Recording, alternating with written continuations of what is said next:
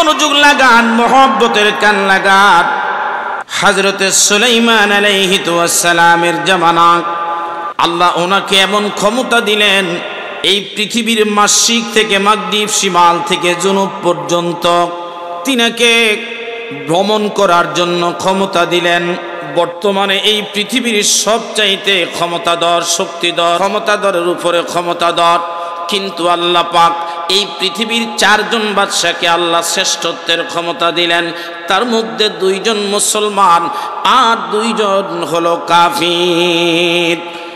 মুসলমান 2 জনের মধ্যে একজনের নাম হযরতে যুলকারনাইন, আরেকজনের নাম বাদশাহ সুলাইমান।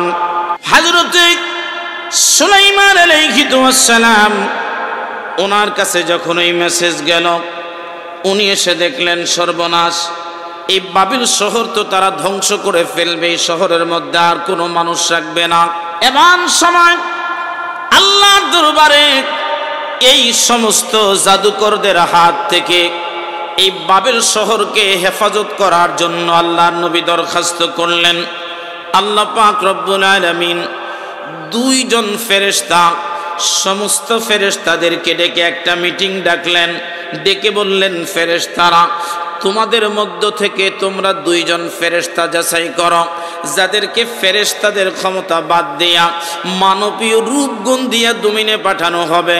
এরা কোনোদিন মিথ্যা বলতে পারবে না, এরা কোনোদিন কাম ক্রোধ লোভের মধ্যে যাবে না, কোনো মানুষের খারাপ কাজে লিপ্ত হবে না, বিচারের মধ্যে যাইয়া দুনিয়ামুখী কোনো লোভে তারা আকৃষ্ট হবে না। এমন 2 জন ভালো ফেরেশতা তুমি তাদেরকে ব্যবস্থা করো আর ডাকো।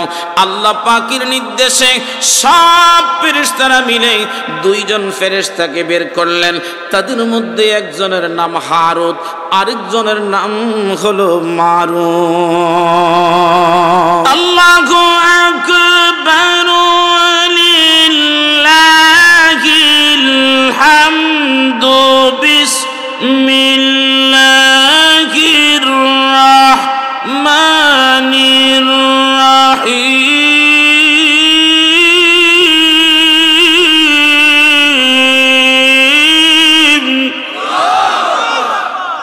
واتبعوا ما تتلو الشياطين على ملك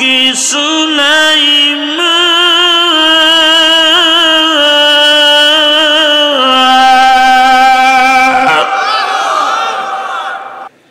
وما كفر سليمان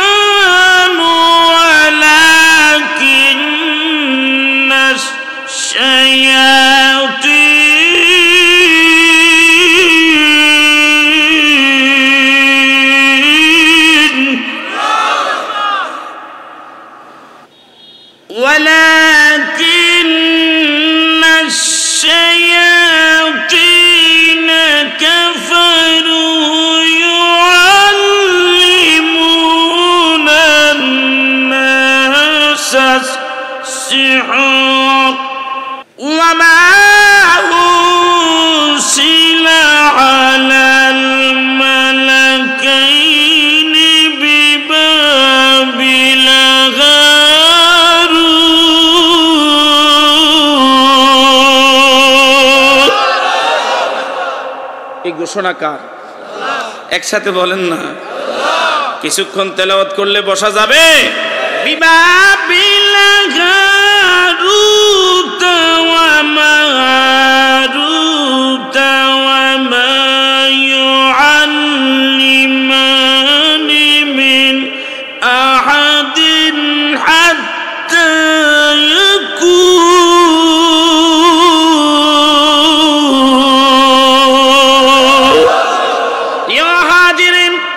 ওই 2 জন ফেরেশতা হারুত এবং মারুতকে আল্লাহ দুনিয়ার মধ্যে মানবীয় গুণ দিয়া পাঠাইলেন। তারা নাবালক না সাবালক অবস্থায় পাঠাইলেন, কারণ নাবালকের স্ত্রীর মানুষের স্ত্রীর প্রতি লোভ থাকে না, সুন্দরীর উপসীর কোনো লোভ থাকে না নাবালক। সাবালক অবস্থায় তার রূপ থাকে, যৌবন থাকে।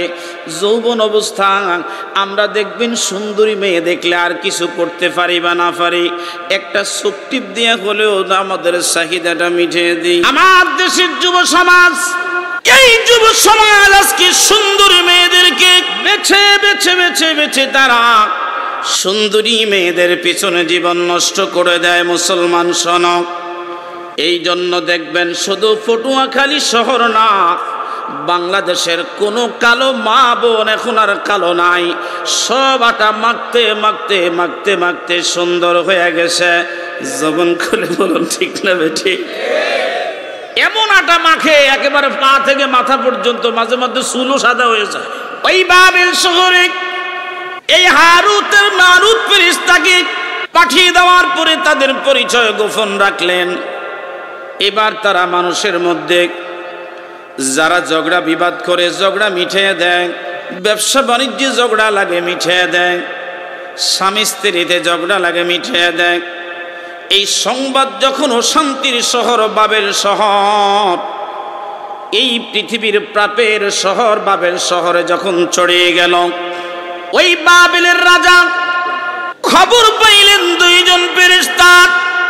খবর পাইয়া রাজ্যের প্রধান সেনাপতি তাদেরকে বানাইলেন। বানাইয়া এবার রাজ্যের বড় বড় বিচারগুলির মধ্যে তাদেরকে নিযুক্ত করলেন।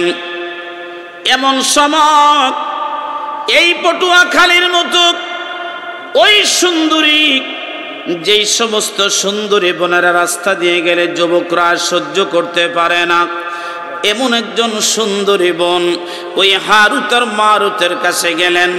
যে তার সৌন্দর্য উপস্থাপন করার পরে এই দুইজন ফেরেশতা এই সুন্দরী মহিলার প্রেমে পড়ে গেছে। সুন্দরী মহিলার প্রেমে যখন পড়ল, পড়ার পরে মহিলা ডাক দিয়ে বলে, আমার স্বামী আছে, বিনা কারণে আমাকে প্রতিদিন মারে, পিটা আর আমাকে আঘাত করে। তিনটা শর্তের বিনিময়ে তোমরা আমাকে ভোগ করতে পারবা, আমার সাথে তোমরা রাত্রি যাপন করতে পারবা, আমার দেহ ভোগ করতে পারবা।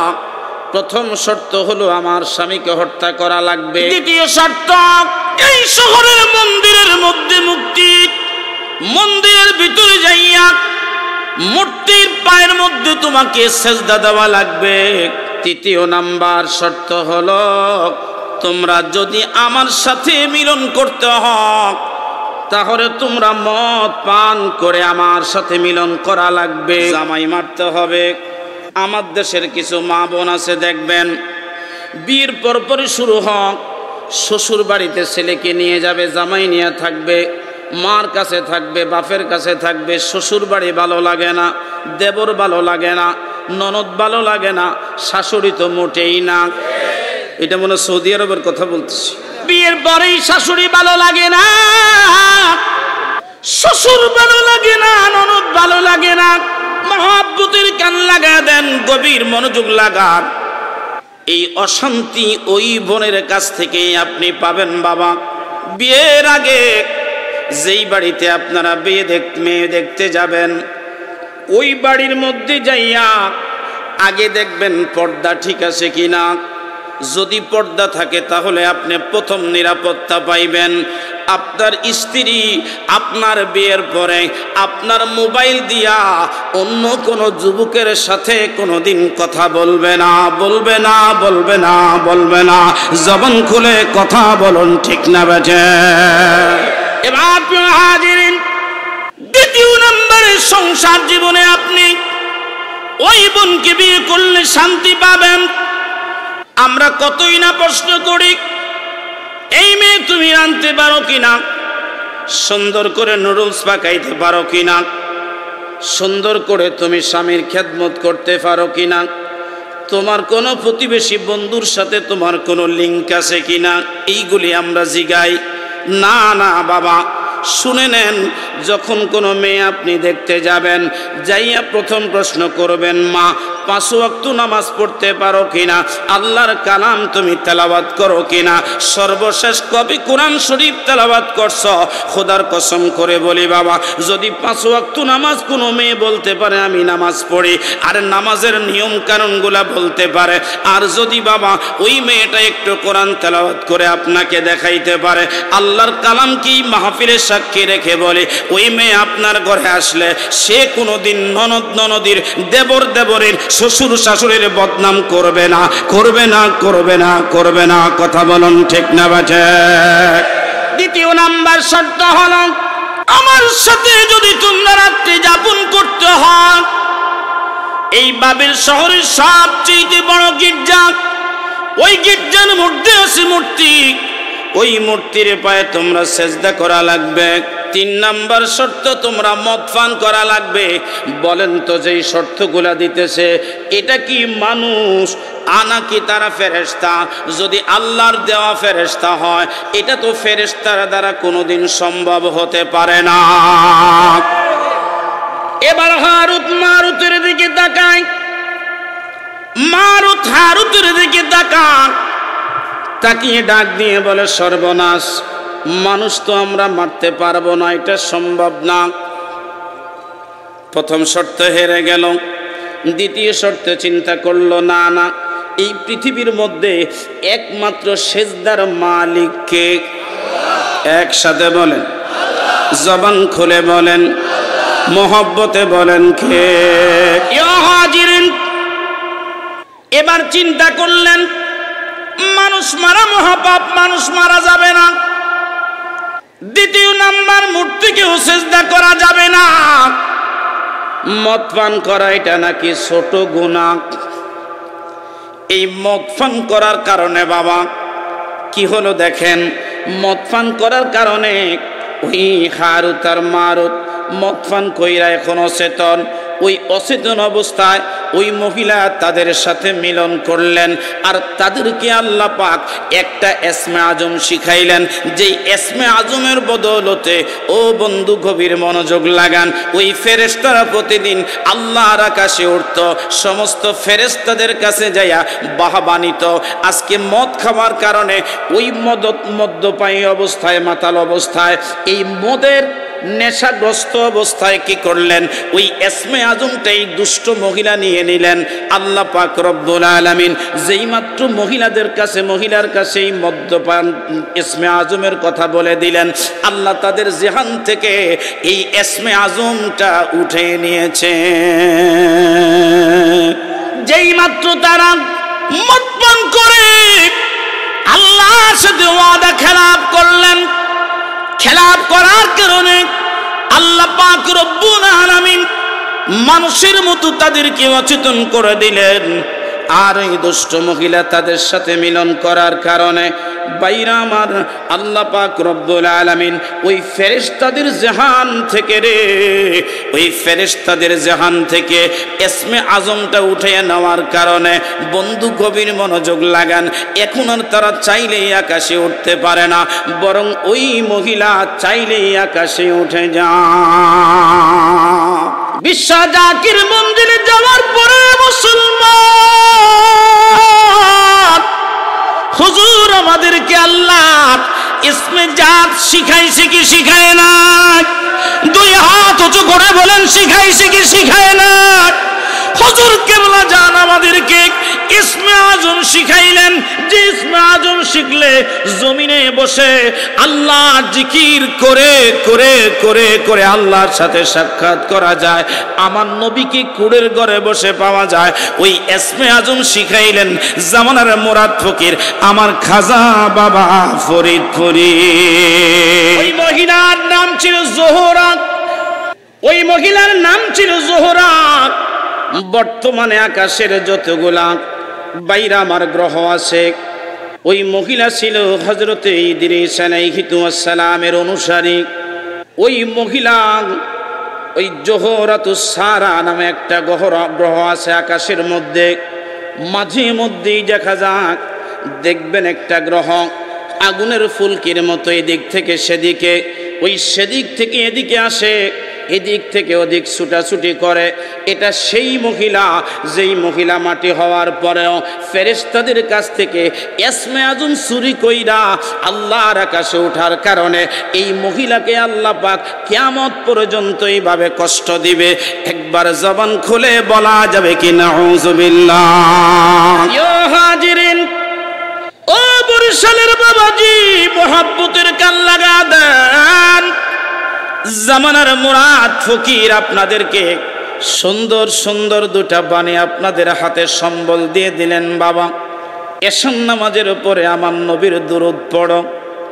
যদি দুরূদ পড়ো তাহলে কি হবে? তোমার ঘরের মধ্যে আমার নবী আসবে। ও পটুয়াখালীবাসী, বলেন না, আপনাদের ঘরে যদি আমার নবী আসে আপনারা খুশি না বেজার? হয় নাই?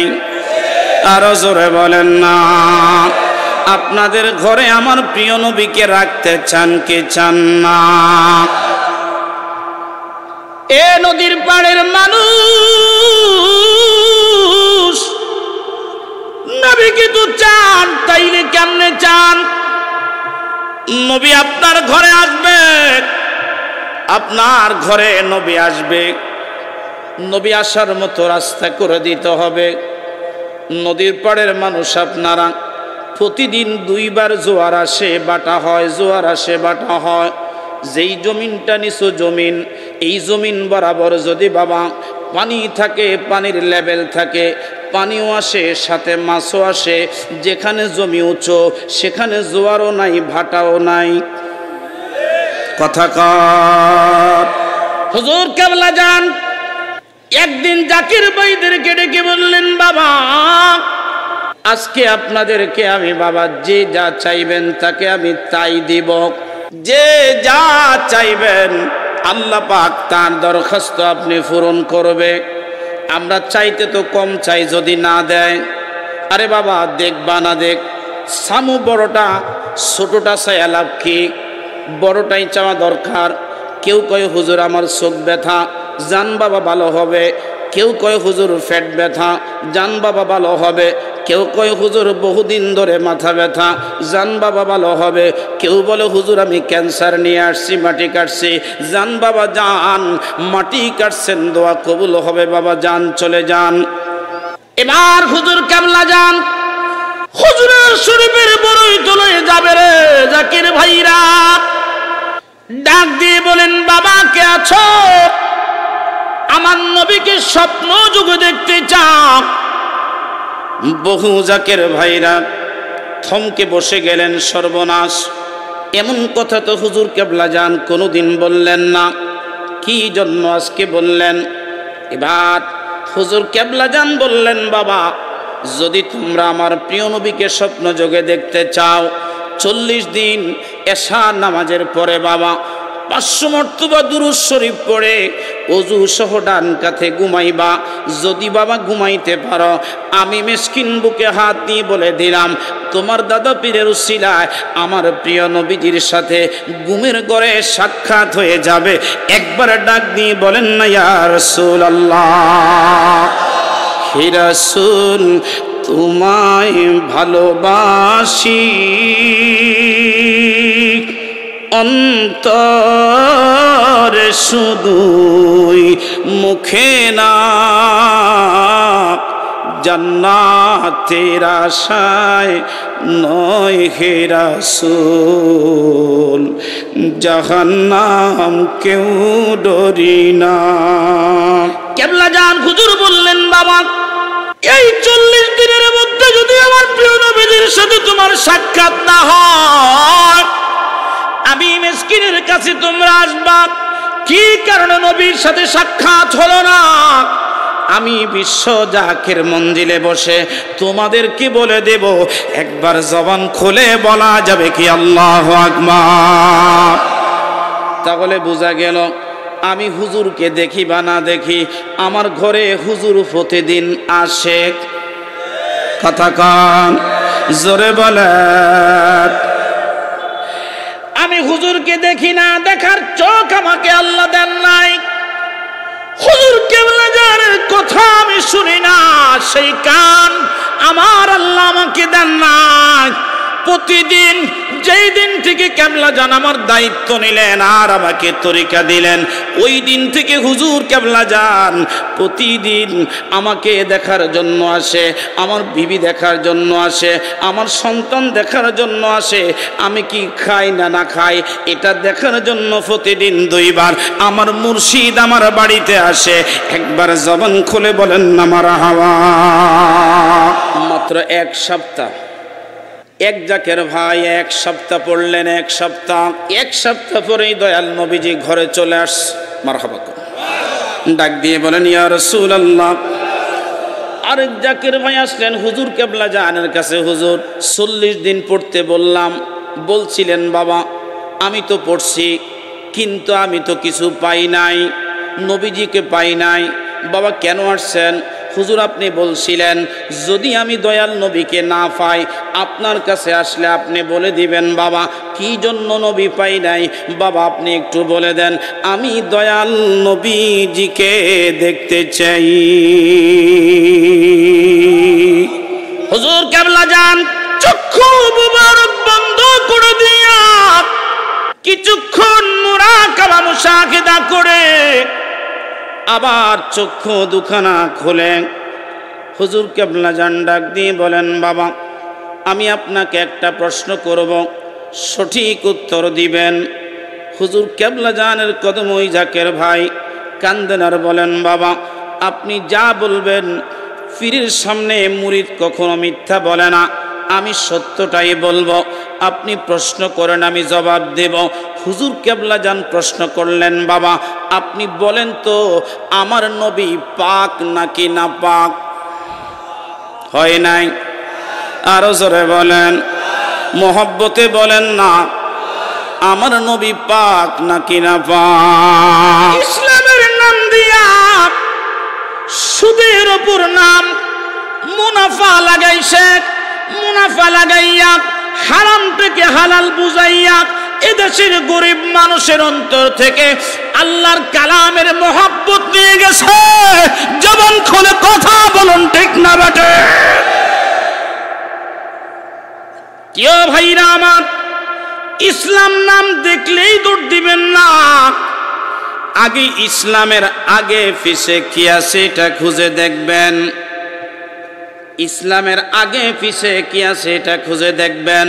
হুজুর কেবলা জান বলেন বাবা ওই আত্মীয়র টাকাগুলা প্রতি মাসে মুনাফা খাওয়ার কারণে বাবা আপনি বাবা নাফাক, আপনার বিবি নাফাক, আপনার ঘর নাফাক, আপনার সন্তান নাফাক। এবার আপনি উত্তর দেন ওই নাফাক ঘরে আমার নবী কি আসতে পারে কি পারে না? কেবলা জান হুজুর একটা ডাক দিয়ে বলেন বাবা আপনি বলেছেন আপনি আমার নবী দেখেন নাই। যেদিন আপনার 30 গত রাত্র আপনার হলো বাবা, ওই রাত্রি থেকে প্রতি রাত্রিতে আপনি একটা পর্দা দেখেছেন, পর্দার উপরে একটা আলো দেখেছেন, মনে করেন বাবা দেখছেন কিনা? উনি ডাক দিয়ে বলে হুজুর আমি দেখছি। মারহাবা করুন। হয় নাই? আরো জোরে বলেন, একসাথে বলেন না মারহাবা। আপনার ঘরে কোন সূরাতে রহমাতুল লিল আলামিন আসে এটা আটরশির হুজুর আটরশি বসে বসে বসে বসে দেখে। মুর্শিদ আমার এমনই একজন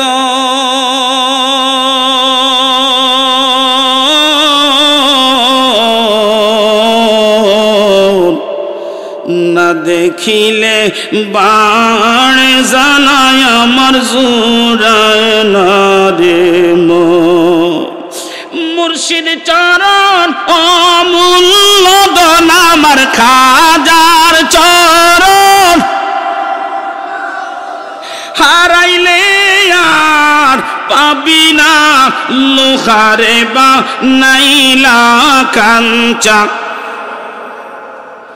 খাজা পরশমণি গো লোহা রে বানাইলা কাঞ্চা।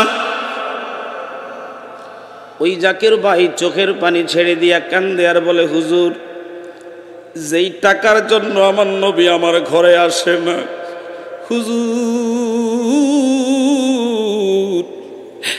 আমি আপনার, আপনি আমার মুর্শিদ, আমি আপনার মুরিদ, ওই টাকা জীবনে আর কোনোদিন তার কাছে আমি চাইব না, মুনাফা চাইব না। কেবলা জান হুজুরের কদম মোবারকে পড়ে ডাক দিয়ে বলো, হুজুর আপনি আমার সাথে ওয়াদা করেন, এই জীবনে আমি 40 দিন বড় কষ্ট করছিলাম আমার নবীকে দেখার জন্যে, আপনি আমার জন্য দোয়া করেন, আমি একটিবার আমার নবীরে দেখতে চাই। কেবলা জান হুজুর বললেন, বাবা, নবীকে পাওয়ার জন্য পূর্ব শর্ত হলো হালাল খাবার, হোক সেটা কম, হোক সেটা অল্প, হোক সেটা নগণ্য, প্রয়োজনে না খায়া থাকবেন বাবা, কারো কোনো খাবারের মধ্যে মুখ দিয়েন না। খাবার খাওয়ার আগে একটু চিন্তা করে খাবেন, এই খাবারটা হালাল না হারাম। হুজুর কেবলা যান একদিন কাঁদতেন আর বলতেন, বাবারে আমি আমার পীরের বাড়িতে 8 দিনে 1 চামচ খাইছি, আমি বড় আরামে ছিলাম বাবা, এখন আমার ঘুম হয় না, আমার বাড়িতে খাবারের অভাব নাই, শত শত মানুষ আমার বাড়িতে প্রতিদিন খায়, কিন্তু বাবা আমার শরীরে শান্তি নাই। আমার মুরিদেরা আমেরিকায় থাকে, সেখান থেকে আমাকে স্মরণ করে, লন্ডন বসে আমার মুরিদ চাকরির জন্য আবেদন করে, আমাকে স্মরণ করে বাবা। বহু দূর দূরান্ত থেকে আমার মুরিদেরা ছেলে মেয়ে নিয়ে কষ্ট করে, বাসায় বুক বেঁধে মানুষগুলি তার চোখের পানি ছেড়ে দিয়ে আপন পীরের কদম ধরে কাঁদে বাবা। আমার মুরিদের কথা যখন আমার মনে পড়ে যায়, আমার মুখে আর তখন খাবার আসে না। আমি 8 দিনে আমার পীরের বাড়িতে 1 চামচ খাইতাম, তাতে আমার সুন্দর দিন কেটে যাইত, আমার কোনো চিন্তা ছিল না, কোনো ভাবনা ছিল না। আজ আমার বাড়ির মধ্যে এত খাবার,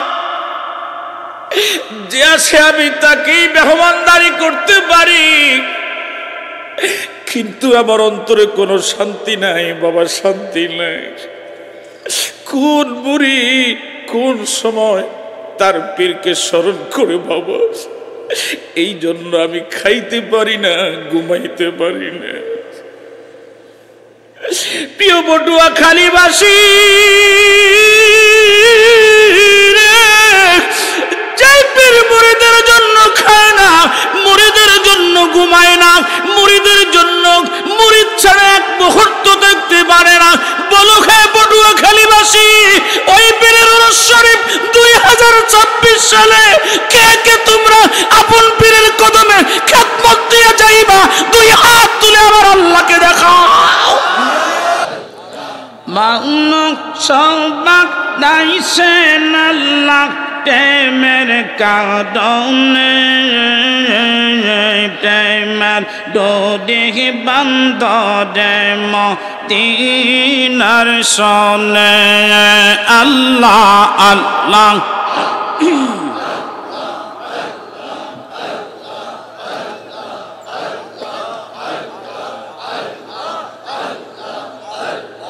মানুষ সবাক নাইছেন আল্লাহ প্রেমের কারণে, প্রেমের ডোরে বান্দরে মদিনার সনে।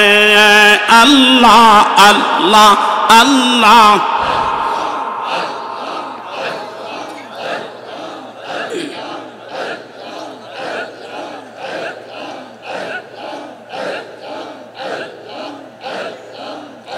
আল্লাহ বানাইলেন আসমান জমিন, আর বানাইছেন রাতের আর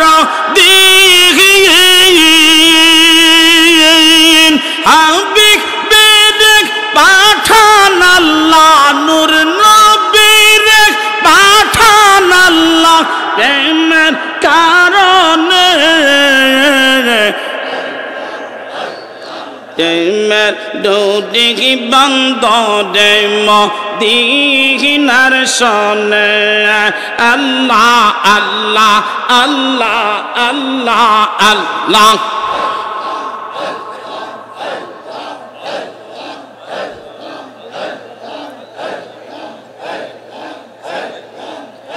আল্লাহ বানাইলেন কত জাতি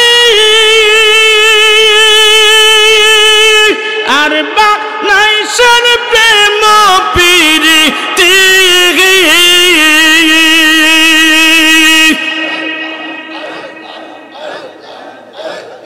নূর নবীর পাঠান আল্লাহ নূর নবীর পাঠান আল্লাহ প্রেমের কারণে প্রেমের ডুরি বন্ধ রে মদিনার সনে আল্লাহ আল্লাহ আল্লাহ আল্লাহ আল্লাহ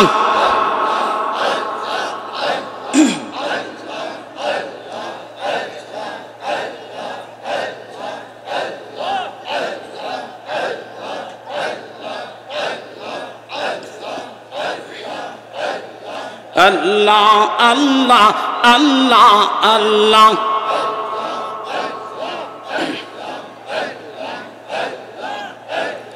ডুবলো বেলা দেখনা চাহিয়া আল্লাহ আল্লাহ ডুবলো বেলা দেখনা চাহিয়া আল্লাহ আল্লাহ আল্লাহ আল্লাহ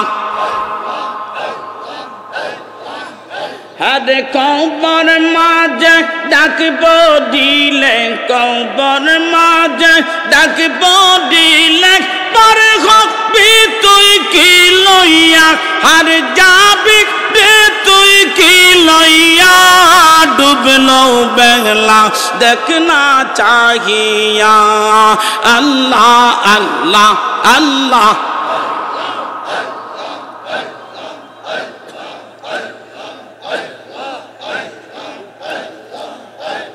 আল্লাহ